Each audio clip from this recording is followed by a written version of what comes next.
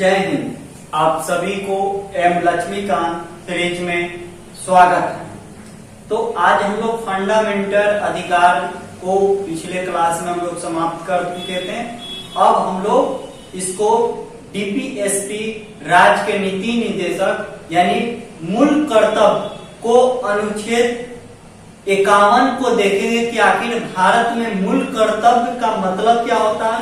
और इस पे यूपीएससी एक बार इस पे क्वेश्चन पूछा जा चुका है। तो हमारे पास में क्या है कि संविधान यानी संविधान में कौन सा अनुच्छेद में मूल कर्तव्य को दी गई है, यानी डीपीएसपी में यानी भाग 4 में क्या है, भाग 4 में हमें 51 अनुच्छेद में मूल कर्तव्य है। क्या है, भारत के हरेक नागरिक को क्या मूल कर्तव्य है, उसको बेहतरीन कॉन्सेप्ट के द्वारा हम लोग समझेंगे।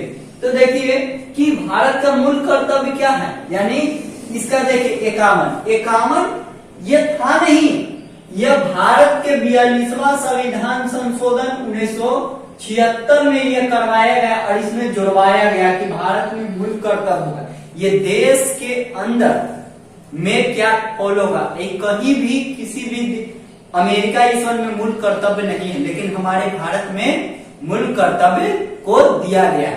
तो देखिए क्या है कि भारत का मूल कर्तव्य कब जोड़ा गया था, यानी 51 का कब जोड़ी गई थी, 42वां संविधान 1976 में जोड़ा गया। पूछा जाएगा कि मूल कर्तव्य कब जोड़ा गया था, तब 42वां संविधान 1976 में जोड़ी गई थी।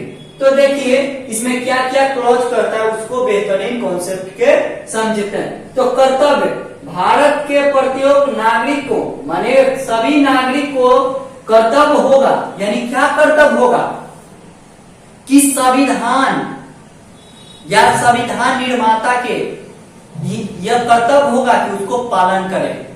समझ पाए? तो इसमें क्या करना है कि संविधान का पालन करना है और आदर्श करना है राष्ट्रवाद, यानी आप समझिए कि संविधान को पालन करना है, यानी संविधान को एकता अखंडता के रूप में देखना है और राष्ट्र ध्वज तिरंगा झंडा का अपमान नहीं करना है, बल्कि सभी नागरिक को यह कर्तव्य होगा कि उसको एक एकता आदर्श के रूप में देखा जाएगा। ये हरेक भारत की नागरिक का यह कर्तव्य होगा। ये भारत के लिए, केवल नागरिक के लिए, देखिए यहाँ पर स्पष्ट लिख दिया गया कि केवल भारत की नागरिक को यह कर्तव्य होगा कि हरेक को क्या हो सके, इस चीजों को रिप्रेजेंट करके इसको दे। तो संविधान का पालन करना और राष्ट्र ध्वज राष्ट्रगान का आदर करें, माने आदर उसको करें। अब देखिए कि स्वतंत्र यानी हमारा जब 1947 में हुई, आजाद हुई देश, तो हमारा आंदोलनकारी यानी नरम दल गरम दल था, महात्मा गांधी, सरदार वल्लभ भाई पटेल, पंडित जवाहरलाल नेहरू, ये समन हमारे भारत को योगदान के रूप में माना जाता है। इनको भी हम हृदय में रखें, माने दिल में संजो के रखें कि आखिर ये नहीं होते तो हमारा भारत की स्थिति आज कैसे होती। तो देखिए कि प्रेरित करता है, यानी इसको भी हम लोग एक हृदय के रूप में मने रखें। अब देखिए कि भारत के प्रभुता अखंडता रक्षा करना, यानी अखंडता का मतलब क्या होगा कि भारत के हरेक व्यक्ति को प्रभुता अखंडता माने देश को एक रूप में रखे, सामाजिक आर्थिक राजनीति पर एकता मंच को बनाकर ये हरेक व्यक्ति का कर्तव्य होगा। ये अनुच्छेद सी में बोलती है। भारत के सभी लोगों की समता यानी धर्म ये समझ के को है माना जाएगा।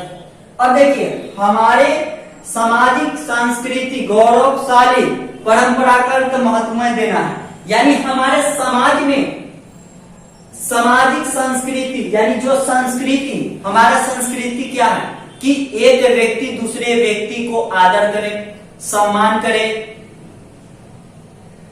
आदि करे। तो यह क्या है, हमारे पास में संस्कृति है कि नहीं। यानी संस्कृति का मतलब हमारे देश के कल्चर को बचा के रखना है, जो हमारे पास में चीजों को रिप्रेजेंट के रूप में दी गई, गौरवशाली उसको रखना है। यानी सामाजिक जो परंपरागत हमारे पास में बनी गई है, उस समाज को आगे बढ़ाने के योगदान में यह हर एक व्यक्ति का मूल कर्तव्य होगा, केवल भारत की नागरिक। अब देखिए कि एक में क्या बोलता है कि वन का मतलब क्या होगा कि प्राकृतिक, वन पर्यावरण, देखिए यहाँ पे प्राकृतिक वन पर्यावरण, वन झील को रक्षा करना।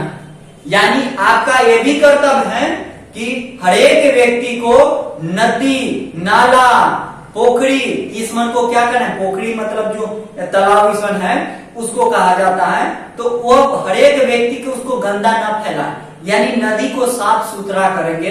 तो ये हमारा हर एक व्यक्ति का यह मूल कर्तव्य है कि नदी को साफ सुथरा रखेंगे, ताकि पर्यावरण ठीक रहेगा तो हमारा स्वास्थ्य भी ठीक होगा। लेकिन अभी वर्तमान में देख रहे हैं कि सबसे ज्यादा भ्रष्ट, और गंगा जी में आप देखते होंगे कि नली के पानी जाता है, यह सरकार के विफल है। ये हर एक व्यक्ति का भी कर्तव्य है, सरकार इसमें क्या होगा, और इसके वजह से हमारे कितना लोगों की नुकसान होगी, ये आप सोच सकते हैं कि मूल कर्तव्य में ये क्या है, नदी पर्यावरण को हर एक व्यक्ति की सुरक्षा रखना है, और हर एक भारत की नागरिक का यह कर्तव्य बनता है। अब देखिए हमारे पास में क्या है लास्ट, यानी हर एक माता और पिता का यह कर्तव्य होगा, यानी माता और पिता का भी कर्तव्य होगा कि हर एक भारत की नागरिक 6 से लेकर 14 वर्ष तक बच्चे को पढ़ाएं, यानी शिक्षा का उसका कर्तव्य है। हर एक माता पिता का यह कर्तव्य है कि अपने बेटा को या बेटी को कितना 6 से लेकर 14 साल तक उसको पढ़ाएं, ताकि एक माइंड विकसित हो सके। यह कहां पर में है, यानी कब अमेंडमेंट बिल किया गया था, 86 में 2002 में। तो आप समझ गए होंगे कि कर्तव्य का मतलब क्या होता है और इसका मतलब क्या होता है। तो हर एक व्यक्ति भारत का यह कर्तव्य होगा कि एकता के रूप में, बंधुता के रूप में समाज में एकता लाने की एक हर एक व्यक्ति का यह कर्तव्य होगा। अगर वीडियो अच्छा लगे तो लाइक और शेयर करेंगे। अगर वीडियो में कुछ त्रुटि पाया जाता है तो आप हमें कमेंट के द्वारा हमें बता सकते हैं, ताकि इसमें एक सुधार करने की प्रयास करते हैं। अब हम लोग भाग 4 खत्म कर चुके हैं, अब हम लोग भाग 5 से हम लोग कल में एंट्री कर